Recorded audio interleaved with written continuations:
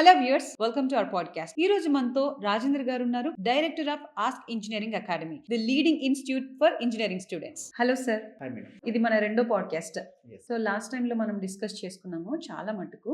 And ఈ రోజు మనం మాట్లాడుకునే సబ్జెక్ట్ లో ఫస్ట్ క్వశ్చన్ వచ్చేసి, చాలా మంది ఇంజనీరింగ్ స్టూడెంట్స్ జాయిన్ అయిన తర్వాత వాళ్ళు అంటే ఫీల్ అయ్యేది ఏంటంటే, ఇది నేను అనుకున్నట్టుగా లేదు అని చాలా మంది అంటే ఇబ్బంది పడుతూ ఉన్నారు, బాధపడుతూ ఉన్నారు. అంటే అసలు సమస్య ఎక్కడ ఉందంటారు సార్? యాక్చువల్లీ ఇంజనీరింగ్ మీద పూర్తిగా అవగాహన లేకపోవడం ఒకటైతే, సో వాళ్ళకు ఇంజనీరింగ్ అనేది ఇంతకుముందు స్టడీస్ కంటే డిఫరెన్స్ గా ఉంటుంది. సో వీళ్ళకు ఇంటర్మీడియట్ స్థాయి వరకు అండ్ 10th క్లాస్ స్థాయి వరకు ఎలా ఉంటుందంటే సెమిస్టర్ బేసిస్ ఎగ్జామ్స్ ఉండవు. సో వీళ్ళకి ఏంటంటే ఇయర్లీ బేసిస్ ఎగ్జామ్స్ ఉంటాయి.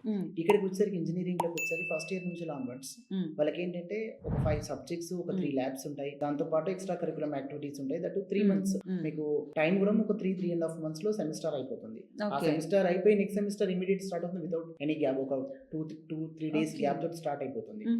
ఇది ఫాస్టెస్ట్ స్టడీస్ అన్నట్టు. దాంతో పాటు ఏంటంటే ఇంజనీరింగ్ ఫస్ట్ ఇయర్ లో ఇంటర్ డిసిప్లినరీ సబ్జెక్ట్స్ ఉంటాయి. ఇంటర్ డిసిప్లినరీ సబ్జెక్ట్స్ అంటే ఇప్పుడు మనకు మ్యాథ్స్ ఉంటుంది, ఫిజిక్స్, కెమిస్ట్రీ, దాంతో పాటు ఇంకా BWE, drawing, C programming. So ఏదైనా ఫండమెంటల్ అంటే డ్రాయింగ్ అనేది మెకానికల్ డిపార్ట్మెంట్ సంబంధించిన సబ్జెక్ట్. ఇంజనీరింగ్ మెకానిక్స్ కూడా mechanical, it is generalised mechanical subject. So అలా BWE ఎలక్ట్రికల్ సంబంధించింది. Next C programming. సో ఇవన్నీ ఇంటర్ డిసిప్లినరీ సబ్జెక్ట్స్. అంటే వాళ్ళు అనుకున్న బ్రాంచ్ కాకుండా వేరే బ్రాంచ్ సబ్జెక్ట్స్ కూడా యాడ్ అవుతుంటాయి every year. So that is called అలా అనుకున్నట్టు ఉండదని ఒక ప్యాటర్న్. రెండోది ఇంజనీరింగ్ లోకి చేరిన తర్వాత ఎలా జరుగుతుందంటే స్టూడెంట్స్ కి కంప్లీట్ గా ఎవరైతే ఇంజనీరింగ్ ఫస్ట్ లో జాయిన్ అయిన తర్వాత వాళ్ళ కాలేజ్ స్టడీస్ అనేది వీళ్ళు ఇంత ముందు ఎక్స్పెక్ట్ చేసిన రేషియోలో ఉండవు. ఎలా ఉంటాయి అంటే వాళ్ళకి మార్నింగ్ టు ఈవినింగ్ వరకు క్లాసెస్ ఉంటాయి, తర్వాత మార్నింగ్ మళ్ళీ క్లాసెస్ ఉంటాయి. సో ఇలా ఇమీడియట్ గా దానికి సంబంధించిన అసైన్మెంట్స్ వస్తాయి, మిడ్స్ వస్తాయి, మిడ్ 1 మిడ్ 2 వస్తుంది, ఫైనల్ ఎగ్జామ్స్ మనం కళ్ళు తెరిచి చూసే లోపు ఒక రెప్పపాటి మినిట్ లోనే ఎగ్జామ్స్ వస్తూనే ఉంటాయి. సో వీటిని బ్యాలెన్స్ వాళ్ళకి ప్రిపరేషన్ అనే టైం కూడా లేకుండా వాళ్ళకి ఇంత ముందుకి మనం ఫినిష్ చేసాం కదా, మళ్ళీ ఎగ్జామ్స్ ఇయర్ గ్యాప్, ఒక ఇయర్ ఆఫ్ స్టడీస్ లో ఉంటారు వాళ్ళు.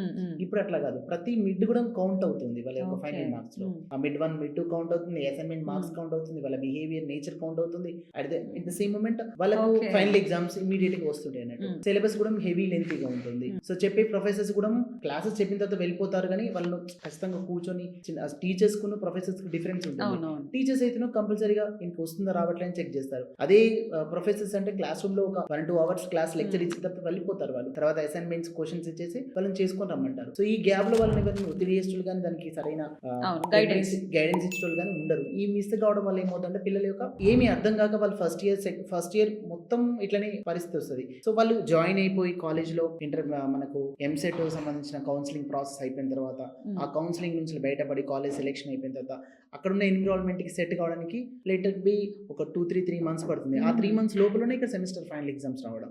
సో అలా ఫీల్ అయ్యే ఛాన్సెస్ ఉంటాయి పిల్లలు. Okay sir. ఆ విధంగా చాలా స్ట్రెస్ గా గురవుతారు అన్నమాట వాళ్ళు. చాలా స్ట్రెస్ ఉంటుంది.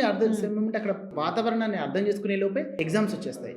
ఆ ఎగ్జామ్ లో వీళ్ళకి రిజల్ట్ వచ్చేసరికి ఫెయిల్ అయిపోతారు ఫస్ట్ ఇయర్ ఎక్కువ మంది.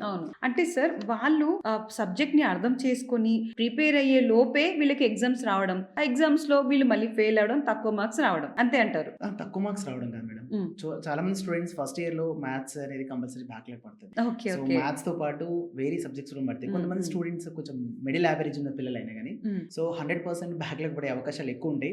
కొంచెం టాపర్స్ లైక్ మంచి ఇంటర్మీడియట్ మీద గ్రిప్ ఉండి ప్రాబ్లమ్ సాల్వింగ్ ఎబిలిటీస్ ఉన్న పిల్లలు, మ్యాథమెటికల్ గా కేపబుల్ అయిన పిల్లలకి మాత్రం ఆ సమస్య ఉండదు. సో కొంచెం ఇంటర్మీడియట్ స్థాయిలో చైతన్య, నారాయణ అలాంటి పరిస్థితులు ఉన్న పిల్లలు కొంచెం మార్క్స్ కోసమే ట్రై చేసి అప్పుడు ప్రాబ్లమ్ సాల్వింగ్ మీద, మ్యాథమెటికల్ కాన్సెప్ట్స్ మీద, ఫిజిక్స్ కాన్సెప్ట్స్ మీద గ్రిప్ లేని పిల్లలకు మాత్రం ఖచ్చితంగా ఇది ఒక ఇబ్బందికరమైన వాతావరణం క్రియేట్ అవుతుంది అన్నట్టు. ఆ తర్వాత అంటే ఇంజనీరింగ్ లో జాయిన్ అయిన తర్వాత సో అది సెటిల్ బ్యాక్ కావడానికి ఒక 6 months టైం పడుతుంది. ఆ 6 months టైం లోపలనే సో ఈ ఎన్విరాన్మెంట్ అంటే కాలేజ్ లోకి ఎంటర్ అయిన తర్వాత కూడా ఎన్విరాన్మెంట్ డిఫరెంట్ గా ఉంటుంది. సో ఆ ఎన్విరాన్మెంట్ ని కొంచెం మనము అడాప్టివ్ గా చేసుకోవడానికి పట్టే టైం లోపలనే ఎగ్జామ్స్, అసైన్మెంట్స్ ఇవన్నీ రావడం ద్వారా పిల్లలు ఖచ్చితంగా బ్యాక్లాగ్ పడే అవకాశాలు క్రియేట్ అవుతున్నాయి. వన్స్ అవి బ్యాక్లాగ్ పడిన తర్వాత వీళ్ళ దగ్గర ఉన్న ఆ మాత్రం కాన్ఫిడెన్స్ కూడా డౌన్ అయిపోతుంది. సో అది టిల్ కంటిన్యూ అవుతుంటుంది అన్నట్టు. ఇంకోటి ఏంటంటే ఫ్రెండ్షిప్ బ్యాక్గ్రౌండ్ కానీ, సో అక్కడ ఎన్విరాన్మెంట్ లో ఉన్న ఫ్రెండ్షిప్ కానీ, ఫ్రెండ్షిప్ ని చూస్ చేసుకోవడం చాలా ఇంపార్టెంట్ పాయింట్ అయిపోతుంది ఇంజనీరింగ్ లో. ఎందుకంటే ప్రాపర్ ఫ్రెండ్షిప్ ఉండడం చాలా బెటర్ గా మనం గైడ్ చేయగలుగుతారు, వాళ్ళు తెలిసిన వాళ్ళు గైడ్ చేయగలుగుతారు మన చుట్టూ ఉన్న ఎన్విరాన్మెంట్ లో. ఇంకోటి ఏంటంటే ఒక మంచి ప్లాట్ఫామ్ క్రియేట్ అవుతుంది, మంచి ఫ్రెండ్స్ ఉంటాయి. That is the first thing. Second thing ఏంటంటే వీళ్ళు డిస్ట్రాక్షన్ కి ఎక్కువ అలవాటు పడే అవకాశాలు ఉంటాయి ఇంజనీరింగ్ ఫస్ట్ ఇయర్ నుంచి.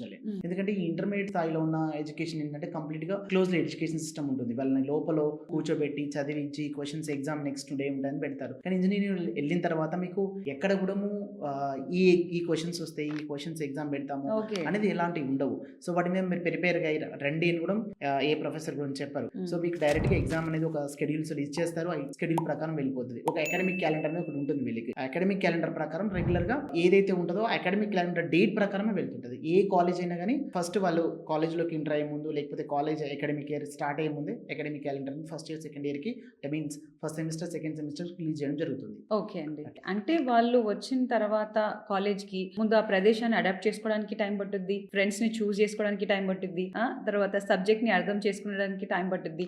సో ఈ వీటి మధ్యలో వీళ్ళు కొంచెం నలిగిపోయి సో అక్కడ డిసప్పాయింట్ అయిపోయి ఫెయిల్ అవ్వడం ఎక్కువగా జరుగుతుంది. సైకలాజికల్ గా కూడా వీళ్ళ మీద ప్రభావితం అనేది అవును. చూపిస్తూ ఉంటుంది. Yes. ఓకే అండి.